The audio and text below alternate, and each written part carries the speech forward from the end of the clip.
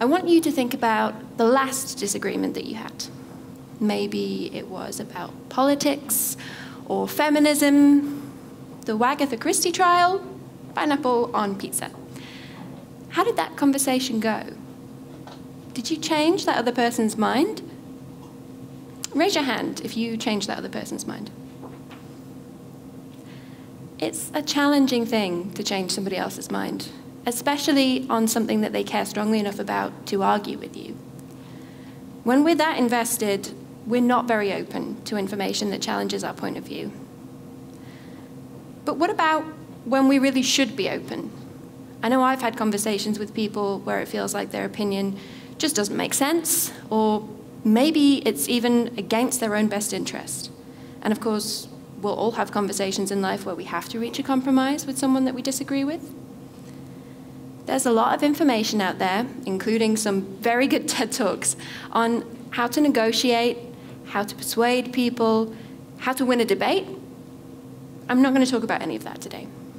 I think when we're focused on persuading people, we're not really listening to them. We're not trying to understand. We're just trying to get them to agree with us. That's not a good position to come from, for a few reasons. Firstly, it's really annoying. You're not going to be a good friend, colleague, or dinner party guest if all you care about is getting people to agree that you're right.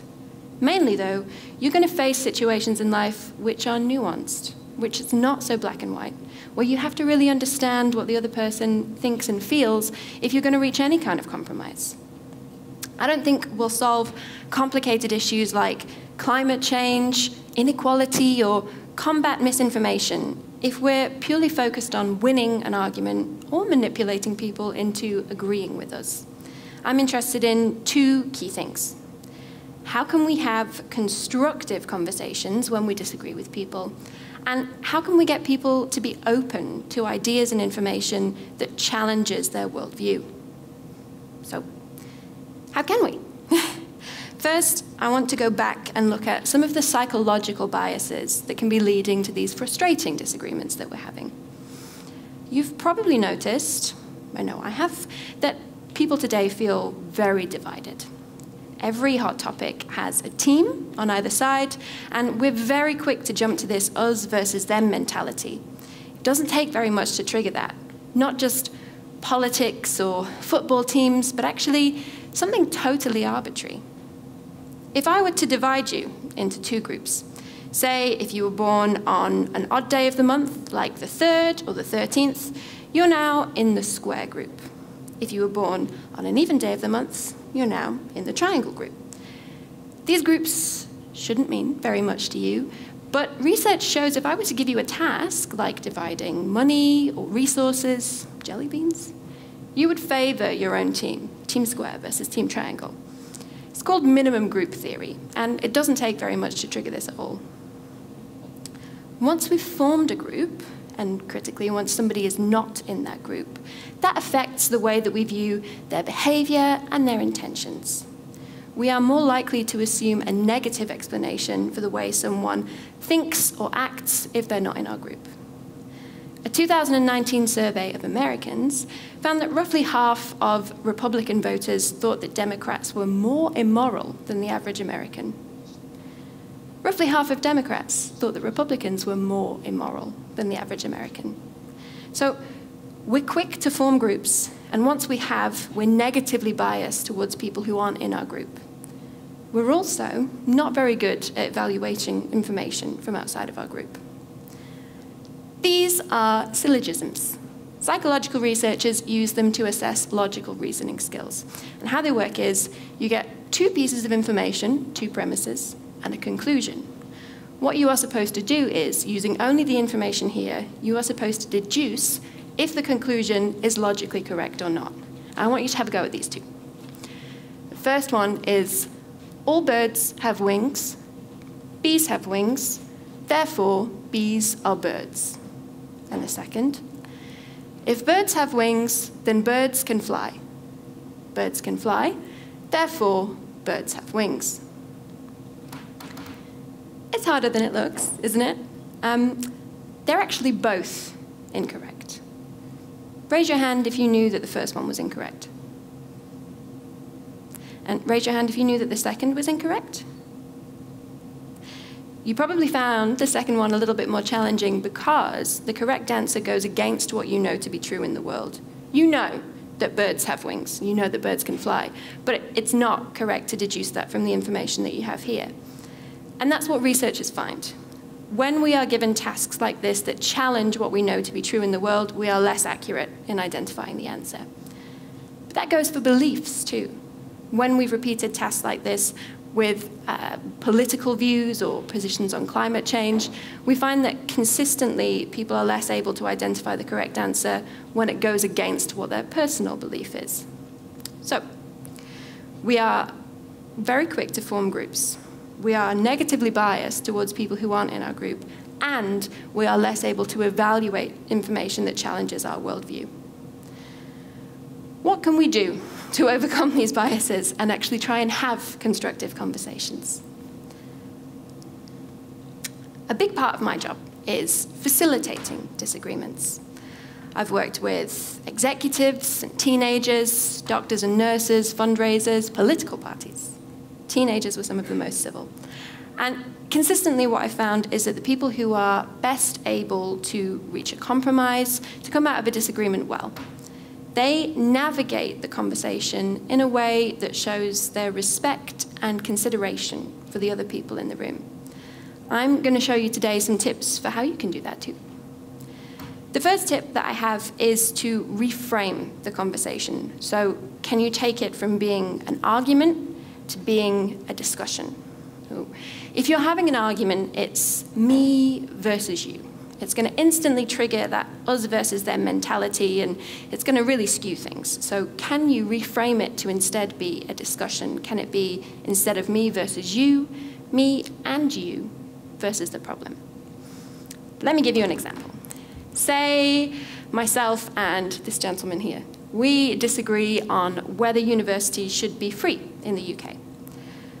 I paid for my degree. I've almost finished paying for my degree. And so I think it would be unfair if other people didn't have to pay for theirs. But he thinks that everybody collectively would be better off the more people have access to higher education. Neither of our points of view directly challenges the other one. So we're never going to reach a compromise if all we do is repeat ourselves. However, if we can reframe the conversation to be a discussion, say, how can we make university as accessible as possible in a way that feels fair to previous graduates, maybe we can have a discussion about that.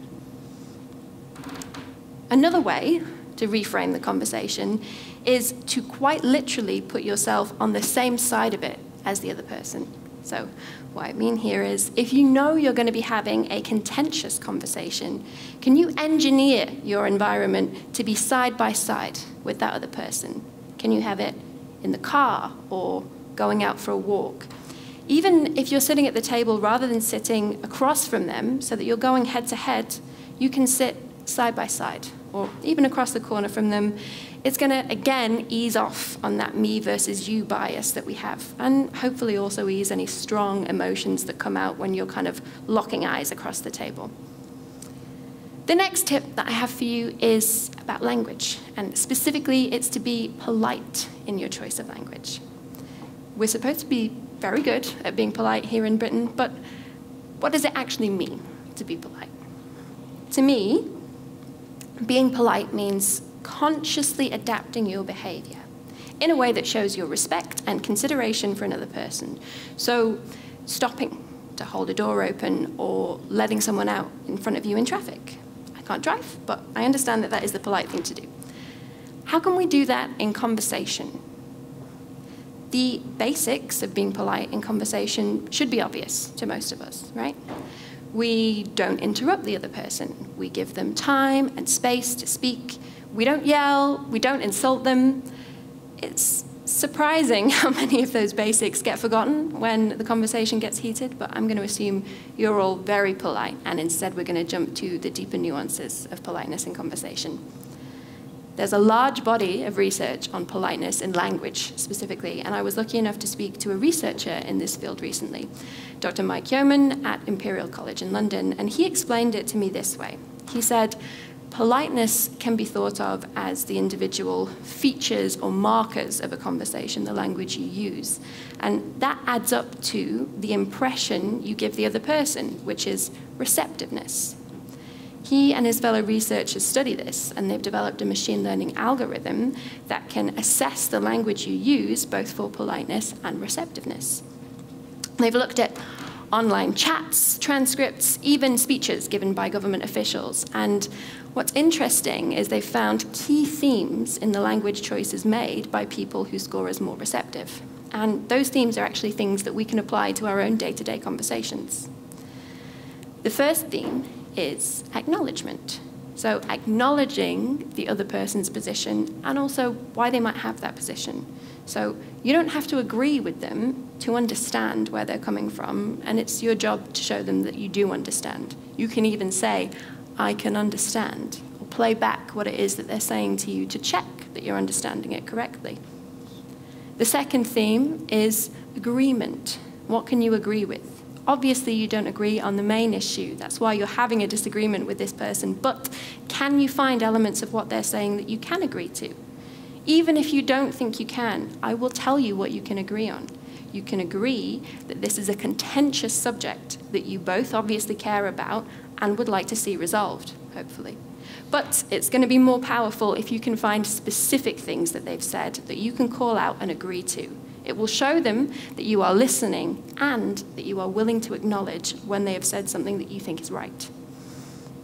The third theme is maybe the hardest. And I gave you an example just there. It's called hedging. Hedging is when instead of saying something is definitely, so that's because, for example, you say, could it be, it might be, maybe. And it might seem counterintuitive, like it weakens your argument to use phrases like that. But actually, softening your language choices and making them less abrasive, it can make you seem more humble, less arrogant, because you're making choices that reflect that you don't 100% know everything. Nobody does. So, we are reframing the conversation from an argument to a discussion. We're using deliberate language choices to show our politeness, to show our respect and consideration for the other person. But because we are interested in actually being receptive, in actually understanding their point of view, my third and final tip for you, which is the most important and the easiest, is to ask questions. Listen to what the other person is saying, process it, note the things that you want to know more about, and ask them follow-up questions. What was that like for you? I can see. How did that impact you? Why do you think that is? The key thing here is that you're not challenging the other person. You're not saying, why do you think that? You're genuinely exploring why they think that. Asking questions like this is a straightforward and easy way to demonstrate your interest in this other person's point of view. And it's also going to build your understanding. If I could give you one piece of advice from my experience of many, many disagreements, it would be to stay curious and to keep asking questions. Every disagreement is an opportunity to learn something new. It's not always going to be easy to do that. There will be situations where you're talking about something that you're really passionate about, or the person that you're speaking to said something hurtful. Maybe they have a point of view that is so extreme that you feel that listening to them gives it legitimacy, and you don't want to. You don't want to be receptive. And that's okay. Nobody is entitled to your time or to space in your brain, and you get to decide who you're going to have those conversations with. But if you, like me, care about things like climate change, inequality, or combating misinformation, I encourage you to start by going out and having conversations. You're not going to change anybody's mind if you're not talking to them. Thank you.